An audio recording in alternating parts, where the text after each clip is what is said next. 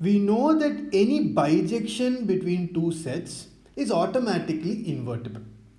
However, this inverse need not have the structure that the original function has. For instance, even if a continuous function between two sets is invertible, the inverse need not be continuous. We are going to see that this is not the case with linear maps. If at all the inverse exists, then the inverse also has to be a linear map. More precisely, we have the theorem: if a linear map L from V to W is a bijection, then the inverse exists, and this inverse map L inverse from W to V is also linear. Let us see a proof of this fact. To prove that L inverse is indeed linear, we have to show that given any two vectors W1 and W2 from the vector space W and any scalar C from the field F, L inverse of W1 plus W2 is equal to L inverse of W1 plus L inverse of W2, and L inverse of CW1 is equal to C times L inverse of W1. These are the two things that we need to prove. To prove this, notice that as L is a bijection, it is in particular onto. And because it's onto, we know that given any vector in W, it is the image of some vector in V. Therefore, there exist vectors v1 and v2 in V such that L of v1 is equal to w1 and L of v2 is equal to w2. Using this and the fact that L is linear, we will be able to quickly see that L inverse is also linear. Let us see how we can do this. As W1 is equal to L of V1 and W2 is equal to L of V2, we can rewrite L inverse of W1 plus W2 as L inverse of L of V1 plus L of V2. But L of V1 plus L of V2 is equal to L of V1 plus V2 by the linearity of L. But as L inverse is the inverse of L, we can rewrite this as V1 plus V2. But V1 is equal to L inverse of W1 and V2 is equal to L inverse of W2. Thus, we have proved that L inverse of W1 plus W2 is equal to L inverse of W1 plus L inverse of W2. Thus, we have shown one of the properties. Similarly, we can show that L inverse of C times W1 is equal to L inverse of C times L of V1. By linearity, L inverse of C times L of V1 is equal to L inverse of L of C times V1. Once again, as L inverse is the inverse of L, this can be simplified and we can write CV1. But once again, as V1 is equal to L inverse of W1, we can rewrite this as C times L inverse of W1. And this completes the proof of our theorem. Because of the importance of invertible linear maps, we give them a special name. A linear map L from V to W is called an isomorphism if it is a bijection. Further, if there is an isomorphism between two vector spaces, then we say that the two vector spaces are isomorphic. Let us repeat. We say two vector spaces V and W are isomorphic if there exists an isomorphism L from V to W. Let us look at some examples of isomorphisms and isomorphic spaces. Let us start with a very simple example of an isomorphism from R2 to R2. Consider the map L that takes 1, 0 to 1, 1 and 0, 1 to 1, minus 1. Notice that as soon as the function is defined on the basis, it is defined on every point x comma y in R2. Namely, L of x comma y would be equal to x plus y comma x minus y. So it is defined for all values of x comma y in R2. Now this is surjective because range of L is equal to span of the two vectors 1 comma 1 and 1 comma minus 1, but these two vectors form a basis. Therefore their span is equal to R2. And thus range of L is equal to R2, so it is surjective. Similarly, you can check that the null space of L contains all those points x comma y such that x plus y is equal to 0 and x minus y is equal to 0. Solving these two equations, we see that x and y both has to be 0. In other words, the only vector in null space is the vector 0 comma 0. Another way to show that the null space is singleton set 0 would be to use the rank nullity theorem to show that the null space has dimension 0 and thus it has to be the singleton set 0 comma 0.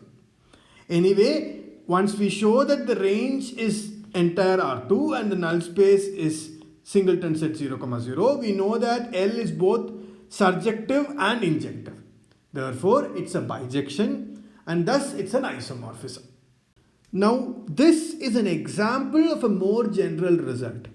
Sending a list of basis vector to another list of basis vectors gives you an isomorphism. Let us try to see a proof of this fact. Let V be a finite dimensional vector space and let V1 to Vn and W1 to Wn be two bases of V. Then consider the linear map from V to V defined as L of Vi is equal to Wi for all I. Notice that as soon as we define the image of Vi for every I, we have defined the linear map completely. Because if you take any vector V in V, then V is equal to a1 v1 plus etc. up to an vn, as vectors v1 to vn forms a basis of V. But as soon as we have this, L of V is equal to a1 into L of v1 plus etc. up to an into L of vn. But we already defined what L of v1 is. Therefore, this is equal to a1 w1 plus etc. up to an wn. We constructed it using the idea of linearity, so it is going to be linear. We will now show that it is also a bijection. Notice that range of L is equal to the span of L of v1, L of v2, etc. up to L of vn. But L of v1 is equal to w1, L of v2 is equal to w2, etc. up to L of vn is equal to wn. And as w1 to wn forms a basis of V, span of w1 to wn is equal to V. Thus we see that range of L is equal to V. Therefore, it is a surjective map.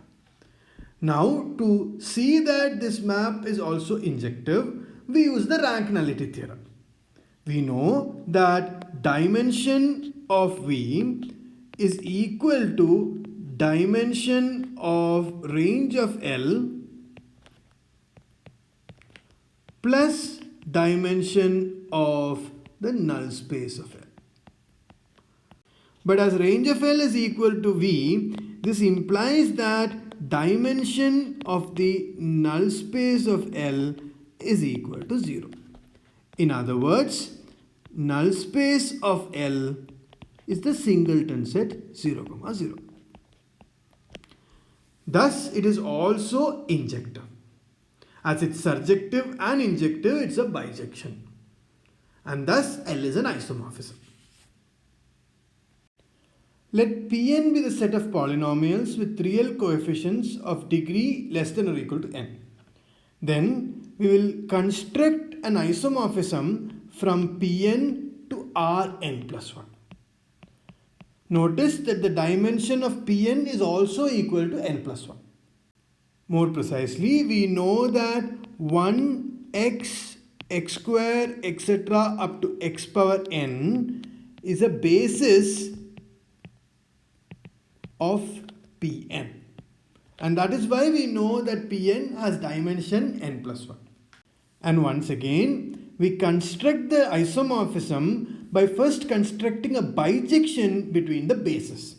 But for this, we have to fix a basis of Rn plus 1 and we take the standard basis. So we take the linear map that takes 1 to E1, x to E2 and so on up to x power n is taken to En plus 1. If you define L in this manner and extend it linearly, you will see that any polynomial a0 plus a1x plus etc. up to an x power n is mapped to a0, a1, etc. up to an. This clearly is a linear map, and we can also check that this is an isomorphism. This time I leave the checking as an exercise. But more importantly, while looking at this proof, you might have felt that we did not use any crucial properties of Pn. We only use the fact that it has a basis of length n plus 1. That's all we require. And this is actually correct. In general, two vector spaces are isomorphic if and only if they have the same dimension. And this is the result that we are going to prove next. Let us repeat.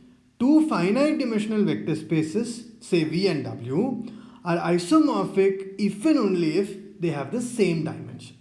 First, let us prove the easiest side, that is, we will assume there exists a linear map L from V to W that is an isomorphism. Then notice that the rank nullity theorem states that dimension of V is equal to dimension of range of L plus dimension of the null space of L. But as L is an isomorphism, L has to be surjective, which implies that range of L is equal to W, and L has to be injective, which means that the null space contains only the zero vector.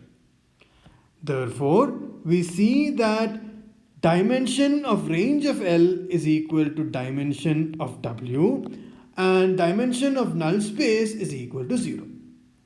Thus, we see that dimension V is equal to dimension W. And thus, we have proved one side of this theorem. Let us now try to see how to prove the other side of the theorem. To prove the other side, we start by assuming that dimension of V is equal to dimension of W and they are both equal to n. Then notice that this means we can construct a basis of V with n elements. Let this be V1, V2, etc. up to Vn. Similarly, we can construct a basis of W with n elements. Let W1, W2, etc. up to Wn be one such basis.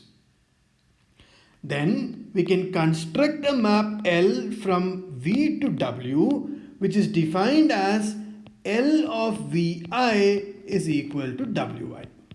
Notice that as before, as soon as we define the images of all the basis vector, the image of any vector is automatically determined. Why? Because if we take any vector V in the vector space V, V can be written as a1 v1 plus etc. up to an vn, and therefore L of V is equal to a1 into L of v1 plus etc. up to an into L of vn, which is equal to a1 w1 plus etc. up to an wn. Thus, the map is defined automatically on the whole of V. Now, it remains to show that this is indeed an isomorphism. In other words, we want to show that L is both surjective and injective. Notice that range of L is equal to the span of L of V1, L of V2, etc. up to L of Vn. But L of V1 is equal to W1, L of V2 is equal to W2, and so on up to L of Vn is equal to Wn.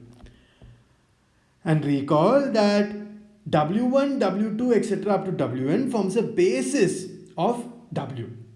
Therefore, the span of these vectors is equal to W. Thus, range of L is equal to W. Thus, we see that L is a surjective map. Now, to show it is injective, we will show that the null space is the singleton set 0. And we will show this using the rank nullity theorem. Recall that the rank nullity theorem implies that the dimension of the null space of L is equal to dimension of V minus dimension of range of L. But we saw earlier that range of L is equal to W. Therefore, we can rewrite this as dimension of V minus dimension of W. But dimension of V is n and dimension of W is also n, so this is equal to 0. So the dimension of the null space is 0, which implies that the null space is the singleton set 0. That means it contains only the 0 vector. Or in other words, it's an injective map. As L is both surjective and injective, it's a bijection and thus it's an isomorphism. And this completes the proof. This theorem implies the following result. Any n-dimensional vector space is isomorphic to Rn. Of course, this is a trivial consequence of the earlier result, but we state it because of its importance. Because of this theorem, we see that it is enough to study Rn. As soon as we study Rn, we in some sense understand all finite dimensional vector spaces. Why? Because any given finite dimensional vector space is isomorphic to some Rn. And this is the reason why we focused our attention on Rn even though we kept talking about finite dimensional vector spaces.